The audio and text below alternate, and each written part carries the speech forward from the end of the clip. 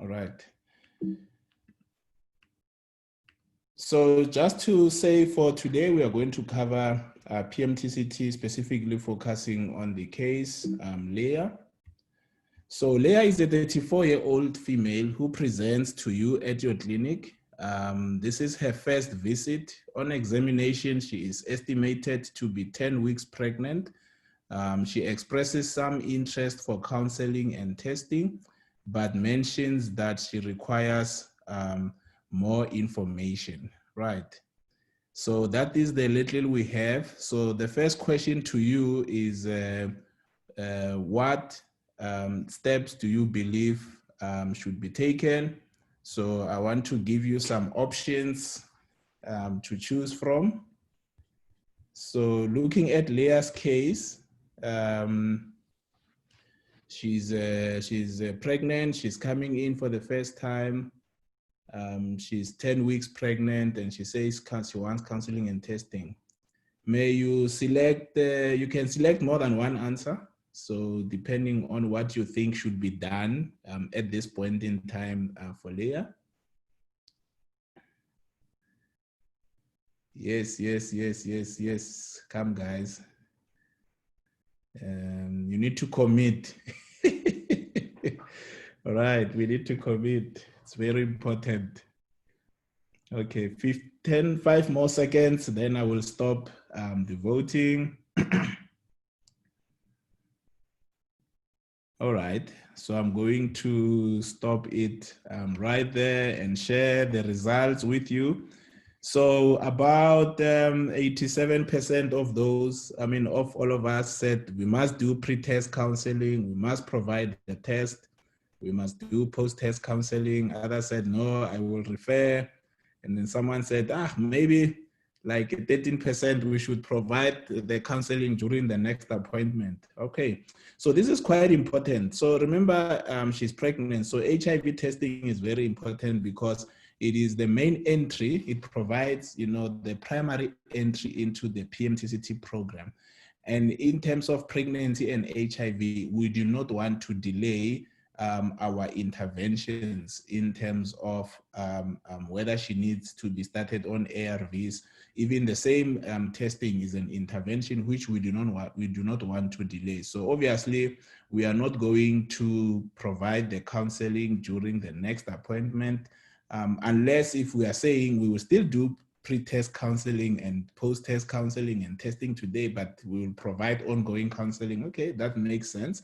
But we are not going to delay providing counseling and testing today. So today we have to provide counseling, giving her more information, provide the test, and then based on the results, we provide post-test counseling. And also we prefer not to refer, ideally, whoever is seeing Leah today, whether it's a medical doctor, the nurse, or a lay counselor, should be in a position where, you provide HIV counseling and testing. So thank you very much for participating in that exercise. So as we continue, it's very important that as part of your antenatal care, that you recognize women who need urgent attention. And this is very important. Sometimes when we deal with women and maybe we see this lady through the HIV program, let's say you are a NIMARC nurse, you might miss the basic antenatal care services that need to be provided for this woman at that point in time.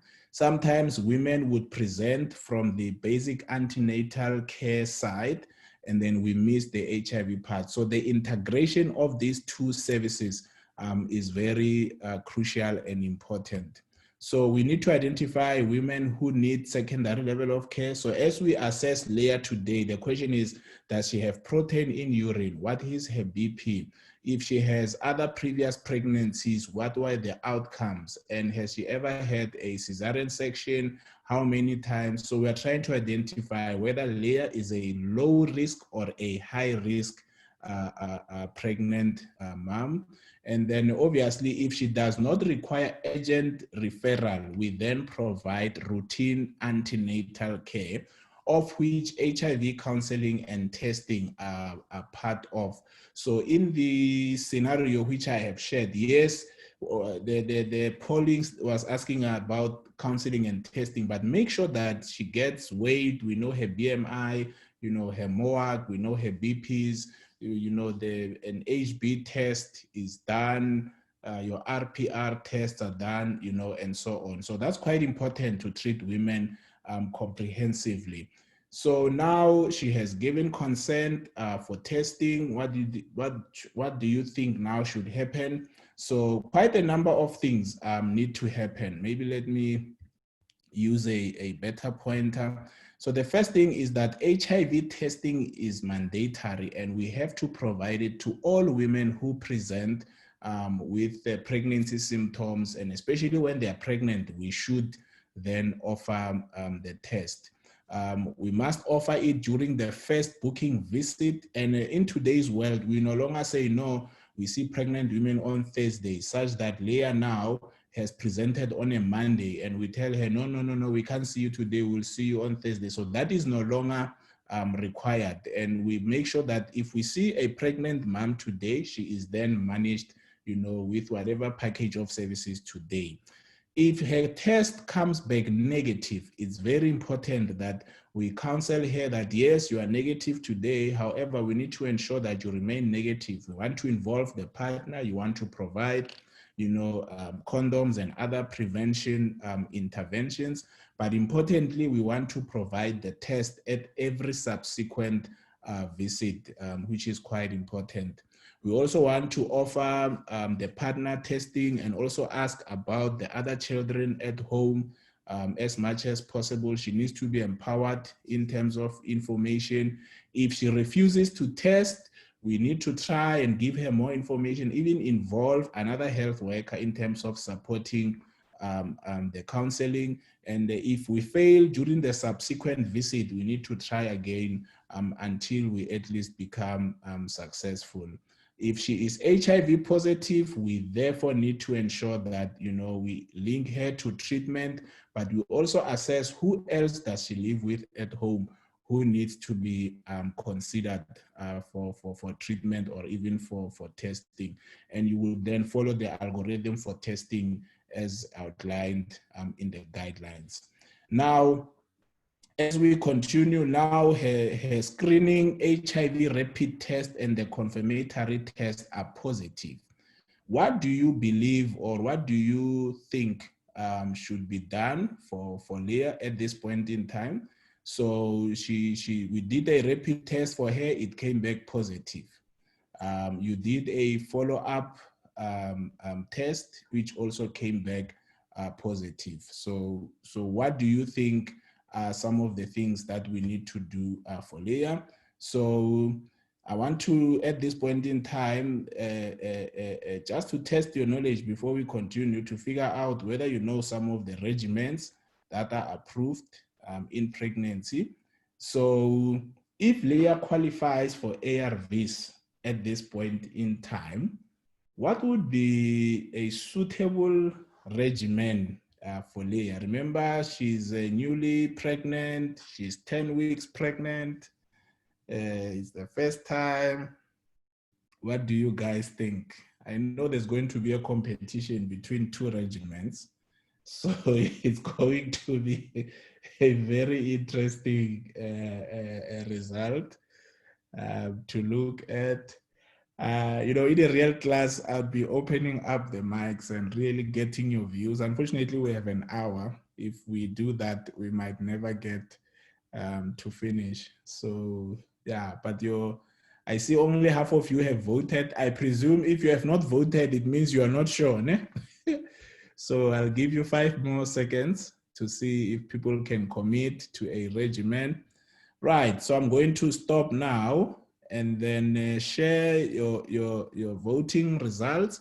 So this is what I expected. I expected that there will be a very strong competition between a combination of tenofovir, lamivudine and dolutegravir, which is the first regimen, and the second one, which is tenofovir, lamivudine, and efavirenz. And to be honest, it's a thin line between these two regimens in terms of this specific mom. You would have to give her information about both regimens. Obviously, the difference between the two regimens is dolutegravir in the first one and efavirenz. So you would have to give fair and honest information about the effectiveness of dolutegravir and some of the risks involved, because we know that there's a signal that the women who take dolutegravir early in pregnancy, within the first trimester, especially the first 6 to 8 weeks, are likely to increase the chance that the child might be born with some abnormalities.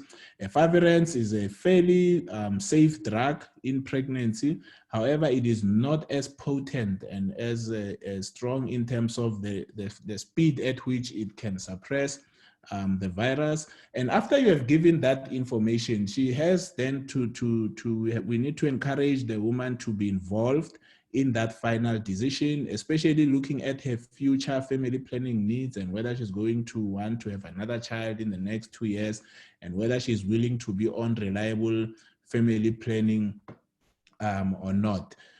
As for the third regimen, that is our second second standard, second line regimen, specifically for those who would fail a dolutegravir-based regimen. So because Leah has never been on ARVs before, the third regimen we shouldn't consider it. However, the competition is between the first regimen and the second regimen. And at 10 weeks, you could use dolutegravir and also efavirenz safely. Broadly in the guidelines, we do not recommend the use of dolutegravir in the first trimester, but specifically it's during the first 6 to 8 weeks. So it's a very thin line. And I think at this point, the mom would need to be involved.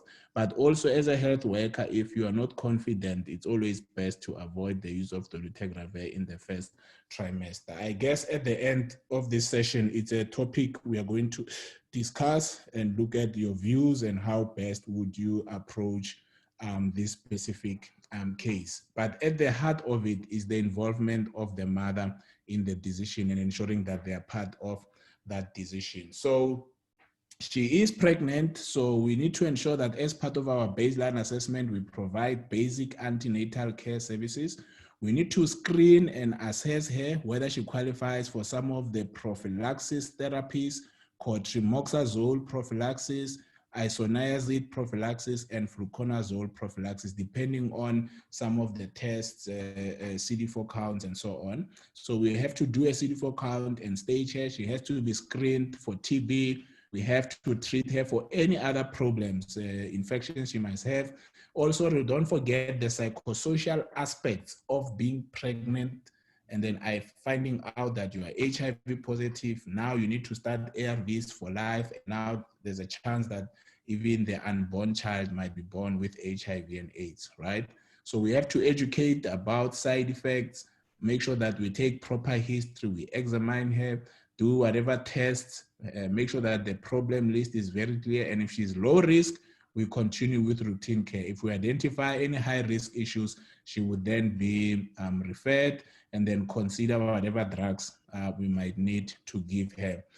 This is a series, general HIV assessments that are done, not necessarily in pregnancy. I just want to make sure that you pay attention to the fact that we have to educate women about side effects. If they're already on ARVs, we have to assess whether they are experiencing any side effects. TB screening is key, adherence, safe sex education, including feeding education. She's already pregnant. We have to assess for her weight, WHO staging, TB screening and assessment for INH prophylaxis. Hepatitis B has to be done as a baseline test. A pap smear only 6 weeks, after delivery. A CD4 count we will do. A viral load I will discuss in pregnancy. We do the first viral load when they are 3 months on ARVs. And then HB would be done. Even if they are not taking zidovudine, we will do it as part of the basic antenatal care package.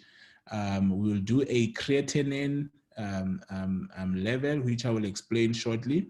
And then we don't do ALTs unless if we're going to give nevirapine, which is unlikely. So just make sure that your approach is quite comprehensive, and we ensure that all the key assessments that need to be done, are actually done. So if we are going to prescribe for her tenofovir, which is likely, right, we have to do a creatinine. A creatinine is more sensitive in pregnancy than the creatinine clearance. This is because of the mother's weight. And if the creatinine is above 85 in pregnancy, we then want to avoid the use of tenofovir, right? Where tenofovir cannot be used, we would opt for AZT or zidovudine. However, we need to make sure that the patient has at least a normal HB, and we rarely use nevirapine nowadays because we have dolutegravir as a better drug choice. So when you choose regimens in South Africa, but now specifically in pregnancy, generally we prefer that most pregnant women and patients who are newly diagnosed should be started on a combination of tenofovir, lamivudine, and dolutegravir. So that's what we want to give to the majority of our patients who test positive. However, in instances where we have a contraindications to the use of dolutegravir, for example, she presents early in pregnancy, she's 2 weeks pregnant, or she's not even pregnant, but she's not on a reliable contraception and she wants to fall pregnant in the next few months or a year, we probably want to avoid the use of dolutegravir. Sometimes we are pushed by drug interactions with patients who are diabetic, taking drugs like metformin already at high doses. So we want to avoid the use of dolutegravir and then maybe opt for efavirenz, right? Where dolutegravir cannot be used, tenofovir cannot be used because of kidney issues or protein in urine, then we are likely to shift to abacavir. If we cannot use abacavir, we would then move to zidovudine. So that is the chain, right, in terms of switching TDF to abacavir, from abacavir to zidovudine. Yes, generally we want to give most of our patients dolutegravir. Where we cannot give it, we would give efavirenz. Where both drugs cannot be used, then we are only left with lopinavir, ritonavir. Remember, lamivudine and emtricitabine is kind of like a similar drug, same drug, and they are used interchangeably because they belong to the same class, right? So, and then you would have to figure out your dosages for these drugs. So if we opt for the standard first-line regimen, which is tenofovir, lamivudine, and dolutegravir, if it is safe to give that regimen, then our patient will take tenofovir 300 milligrams daily, together with lamivudine 300 milligrams daily. And then the third drug would be dolutegravir 50 milligrams per ounce daily, right? And you can see there are some notes and precautions you need to pay attention to. Also with tenofovir, you need to make sure that the creatinine is at least below 85 in pregnancy, and then we win like that. Also try to avoid to give the individual drugs separately, because when you do that, you are increasing the pill burden, and adherence is going to be an issue for our client. Therefore, we prefer what we call fixed dose combinations. You can see we have one that has tenofovir, lamivudine, and dolutegravir. This is one tablet that has 3 drugs taken once a day. And then we also have tenofovir, emtricitabine, and efavirenz, which would be TEE, as we call it. And we do have others where there's 2 drugs. But remember, if you prescribe zidovudine with lamivudine, you must add a 3rd drug. We never treat HIV with 2 drugs. These fixed dose combinations are meant to simplify regimens, right? For example, where we cannot give tenofovir because of kidney problems and we want to give abacavir. So we have a tablet that has 2 drugs, abacavir and lamivudine, but you must still add dolutegravir or efavirenz, whichever is safe at that point in time for your case, right? So the choice generally is between these two fixed dose combinations, dolutegravir being the most preferred, the most potent, because it also has a high barrier to resistance. Patients who take it tend not to fail treatment. But I guess most of us are likely to prescribe TEE to this woman because of she's in the first trimester. She says she's 10 weeks, but more than half the time, women are not sure, of their dates. And unless we have access to a sauna and you can confirm that she's beyond the first 2 months, of her pregnancy, you can consider TLD, but I'm still of the view that probably TEE would be a better choice. But if she chooses TLD, that is still, a safe drug. And so far in South Africa, we haven't seen women delivering with abnormalities. And remember, this was not confirmed through research. It was just a signal. A signal means it's something to pay attention to. So dolutegravir still remains the best drug. But if we take the sentence as written in our guidelines, which says avoid the use of dolutegravir in the first trimester, right? In the guidelines, the issue of 6 to 8 weeks is not communicated clearly. Therefore, TEE would probably be the best regimen for this mother, right? But she must participate in that discussion.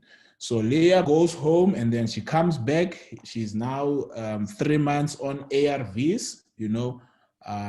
During this 3 months visit, is there something that we need to do? So yes, you do the same assessment again. Is she still on prophylaxis or does she need it? Because maybe the CD4 count came back and it was less than 100. Therefore, she needs to get fluconazole prophylaxis. We need to screen her, do everything. These are standard things that need psychosocial support. Is not a baseline activity. It's an ongoing activity that we must provide. Then we need to make sure that she does not have any new problems. And if she remains low risk, we provide routine, basic antenatal care.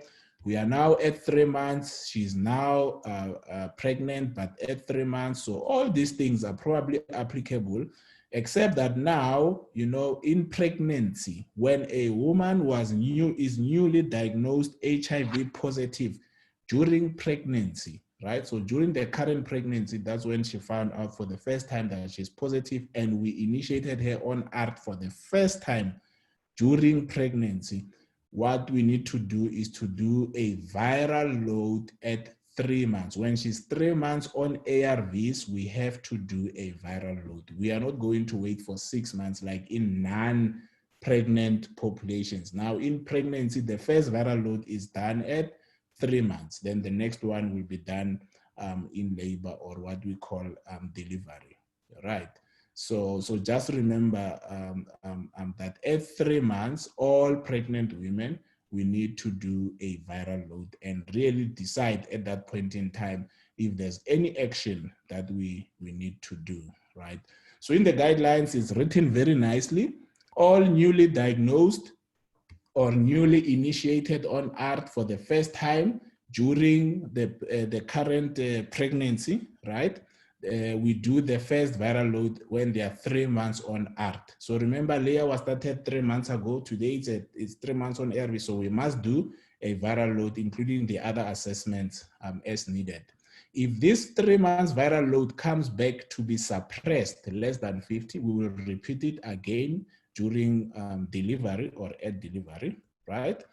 If she was a known HIV positive woman, so if someone who had been taking ARVs before she was pregnant, and the patient comes in, she's known positive, she's on ARVs maybe for a year or two, but now she falls pregnant whilst on ARVs, right?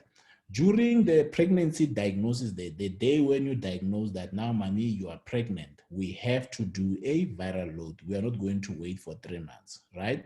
So you must always differentiate between these two groups of women, right? And whenever the viral load is suppressed, that's when we are happy. We therefore repeat it again at delivery, right? If we have a known HIV positive mom who is not on ART, obviously the plan is to put her on ART. And dolutegravir is the best regimen because in pregnancy, we are in a hurry to really get our women to be suppressed as soon as possible. So that is the drive, right? So Leah now is back to review her 3 months visit blood results. Her creatinine is 70, but now we have a problem. Oh, Leah, was fucking in. Now we have a problem because Leah's viral load is now 9,000, right? So she came for a 3 months visit. We took bloods.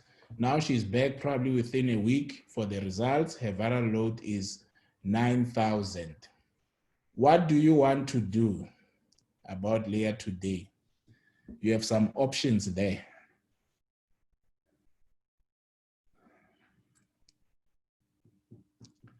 Don't worry, I won't see who chose what. I can never see. Just go for it. Right. All right.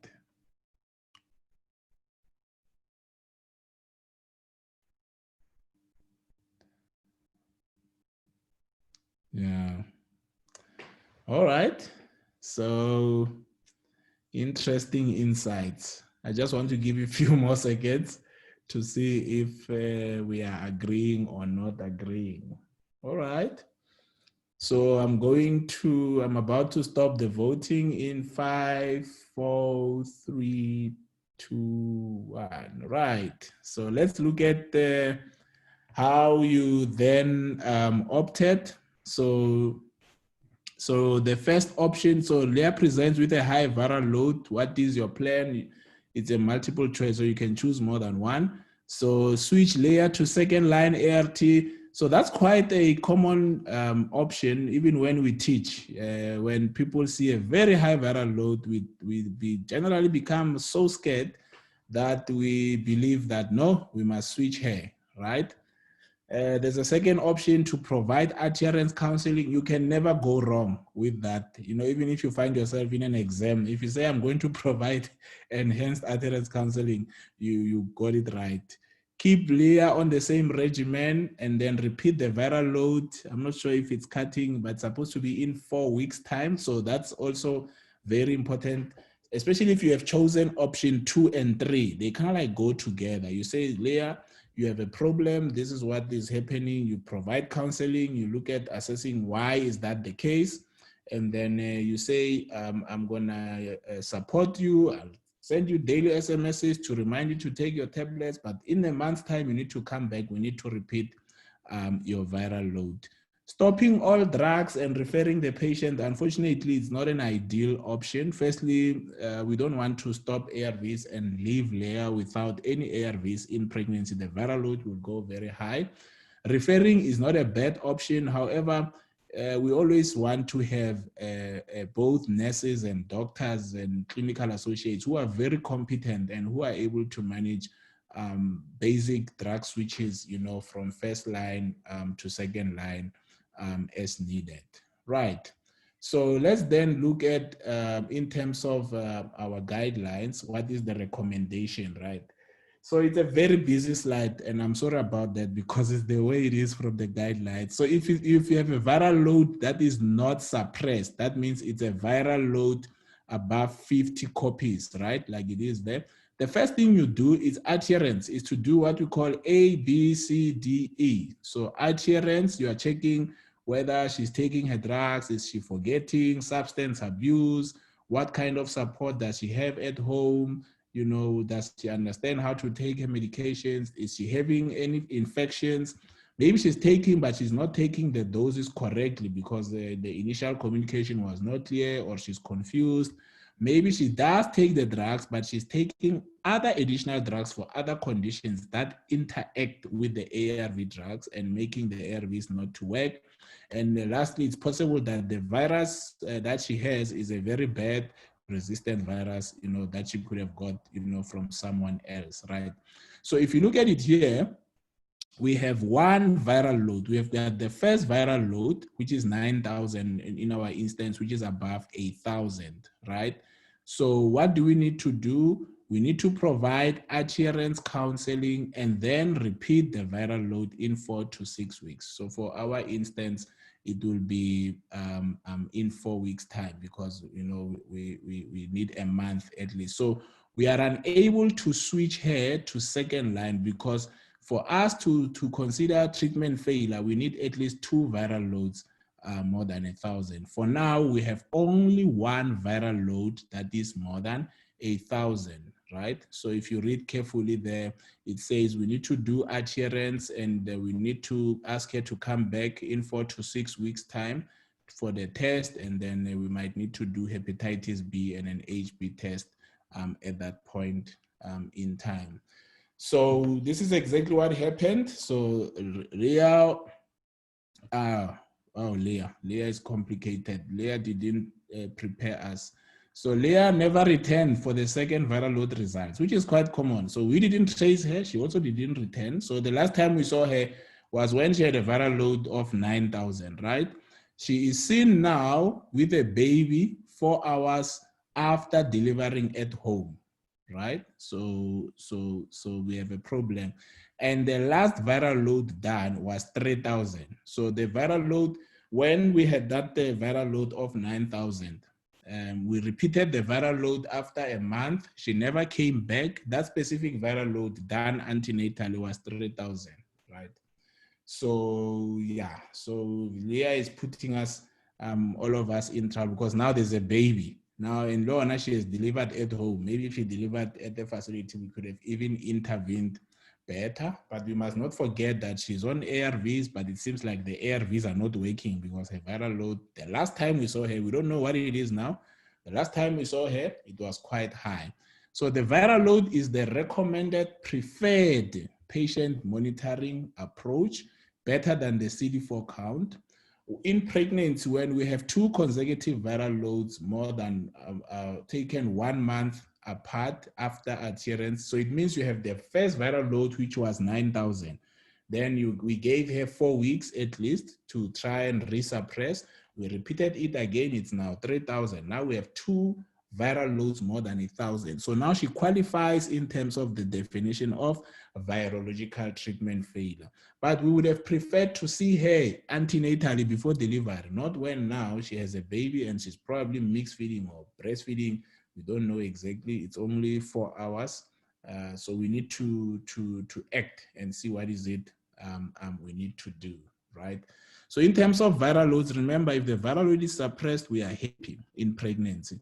If the viral load is between 50 and 1,000, we need to do adherence and repeat it in 8 to 10 weeks, right? Our first viral load was more than 1,000. It was 9,000. What we needed to do was adherence assessment and support. We needed to repeat the viral load in 4 weeks, and also check hepatitis B and an HB, at that point in time. It was repeated in a month's time. She didn't show up. However, that repeat viral load was also more than 8,000, right? Which is 3,000. So we had a 9,000 and a 3,000, which confirmed that she was failing treatment. So if you look at the algorithm, it says, if you look at it carefully, if a patient presents with a high viral load, you do adherence counseling, you repeat the viral load in 4 to 6 weeks. I'm sure you can see it there, 4 to 6 weeks, right? Now we prefer 4 weeks generally, unless if it's postnatally, linking it with EPI visits.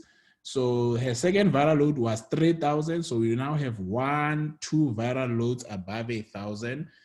She now has virological treatment failure, and we need to consider her for second line ART regimen, unfortunately. So she has failed treatment, right? It was 9,000 and it went down to 3,000. I should have put a question at this point, because I know when people see 9,000 becoming a 3,000, they are like, but she's improving, right? Okay. In the PMTCT program, we do take into account the logs. So a log is a mathematical concept representing a tenth or a zero, basically. So if her viral load was 100,000, so 100,000 has 5 zeros. and we give her adherence, we repeat it in 1 month, it comes back as 50,000. So she moved from 5 zeros to 4 zeros, right? So there was 1 log drop, there was a loss of 1 zero or of a tenth, right? We would then say, whoa, okay, it seems like we are doing well. So if there was a more than 1 log drop in her viral load, we wouldn't necessarily say she has failed. We would then say, okay, let's provide adherence counseling using A, B, C, D, E, and then repeat the viral load again in 2 months' time. So it's kind of like how we would be thinking. Now, these logs, this is how they look, right? So when you get your viral load results, it will come back as something like this. You can see this is 433,000, right? 433,375. So you've got, after the first number, you've got 1, 2, 3, 4, 5. That's why it says 5 logs, right? You can see the second one here, it's got 1, 2, 3, 4 numbers, but before the first number, it's 1, 2, 3. So this is 3 logs. This is 5 logs. You always count the numbers after the first number, right? So if this was a patient who came with this viral load, we did adherence counseling, and they came back with this viral load, we would then say, okay, it seems like there is some improvement. So there was more than 1 log. If you say 5.6 minus 3.9, it gives you 1 point something. So the difference between the 2 viral loads is more than 1 log. Therefore, in terms of this algorithm here, this patient, we wouldn't switch, right? Because there was more than 1 log improvement. We would then monitor the patient again for 2 months, and then based on the results, we decide how we act as needed. So this is, let's look at the second example. Again, 5 logs, adherence was given, and then now the patient is at 4.4 logs. Again, this is more than 1 log improvement. We wouldn't switch this patient. We would monitor them and repeat the viral load, right? Look at this one. This is, if you say 5.1 minus 4.9, it gives you 0 point something. It's not even 1. So here there was less than 1 log improvement, right? Less than 1 log improvement. If it is less than 1 log improvement, going back to our algorithm, 9,000 to 3,000, there's no log. Remember, 9,000, after 9, there's 3 zeros. After 3,000, there's 3 zeros. So there's no log changes. Therefore, the patient has failed treatment, and we need to prepare our patient Leah for a drug substitution. The same here, 3.7 and 3.2, no log changes. You can see the same as 9,000 and our patient has 3,000. The difference between these two, yes, you look at the raw number and think that there's improvement. Actually, there's no improvement. This patient has failed. It's the same as Leah, our case, right? So then we would prepare the patient, because she's probably taking this regimen here, tenofovir, lamivudine, and efavirenz. We've got 2 consecutive viral loads, more than 1,000, without any log improvements. She therefore needs a second-line regimen, which would be zidovudine, lamivudine, and dolutegravir, right? If she was taking a dolutegravir-based regimen when she failed, she'll probably need a regimen that has lopinavir and ritonavir. But basically, we are saying here, when patients have high viral loads, we switch them from an efavirenz-based regimen to a dolutegravir-based regimen. If they have high viral loads taking dolutegravir, which is unlikely and rare, we would then switch them to a lopinavir, ritonavir-based regimen, right? So I'm not going to talk about the postnatal care, because that's during the 3rd week from today, we will deal with postnatal care and how to handle both the mother and the child. But just to say that in terms of the children, their priorities are what we call early infant diagnosis. That is the priority. Whenever a child is born from an HIV positive mom, our priority number 1 is to ensure that we timely diagnose babies who are exposed to HIV by ensuring that they are tested. So you'll see that there's what we call a birth PCR. So all babies who are born from mothers who are living with HIV and AIDS, after they are born, we need to do a PCR test, right? Now, if you look at that, this is like the follow-up schedule. Remember, the child now is already being born, right? We need to ensure that the child gets a PCR test. That's number one. PCR test. Must get a birth PCR test, that child. And the schedule is that once we do the birth PCR, the next one is done at 10 weeks, right? Then 6 months. Then we do 18 months testing, and I'll show you which test you do now, and then also at 2 years. So we've got a schedule, standard schedule for HIV exposed babies. It's birth, 10 weeks, 6 months, 18 months, and then also after 2 years, especially if the mother is breastfeeding up to 2 years. That test is quite important. So remember, early infant diagnosis, we'll do this again during the 3rd week, right? And don't forget that during the 6 weeks visit, we must also start the child on cotrimoxazole prophylaxis therapy. So I'm not going to the detail. I'll still take you through how to do it properly in the next session. So the second priority, remember, priority number 1 is to diagnose that child. Tepo was born at home 4 hours ago. We want to know, does Tepo have HIV? We do a birth PCR. The second part is to say, is Tepo a high risk or a low risk? Is Tepo a low risk or a high risk infant in terms of getting HIV? What do you think? Tepo is high risk. Why? Because the mother disappeared antenatal. She didn't come to check the results. She delivered at home. And the mother, the last time we saw her, her viral load was 3,000. And this was the second viral load. So we don't think that she has suppressed. So we think that she's got a high viral. She delivered at home. It could have been a traumatic delivery at home, exposing the child to fluids and many other things. So Tepo must get what we call dual prophylaxis, which is a combination of nevirapine and AZT. Nevirapine for 12 weeks, and zidovudine for 6 weeks. So we'll do this in detail after next week's session. So priority number 1, early infant diagnosis. Priority number 2, appropriate infant prophylaxis for a high-risk infant, AZT and nevirapine syrups. Nevirapine for 12 weeks, AZT for 6 weeks, right, as a BD dose. And then we must start cotrimoxazole at 6 weeks. So that is are very key, right? And let's hope she does not disappear with the child this time around, because usually the issues are she will disappear again, and then we'll see her when now the baby has been positive at home with mixed feeding, and all those kinds of things. Just remember, we never diagnose HIV with one test. Always, if the test is positive, it needs to be confirmed. So if you are dealing with a child who's less than 18 months and you do a PCR and the PCR test is positive, you need to confirm it with another PCR. However, we initiate ARVs whilst waiting for the second PCR, right? If the child's age is between 18 months and 2 years, the first test is a rapid test. Only those who have a positive rapid test will then get a confirmatory PCR test, right?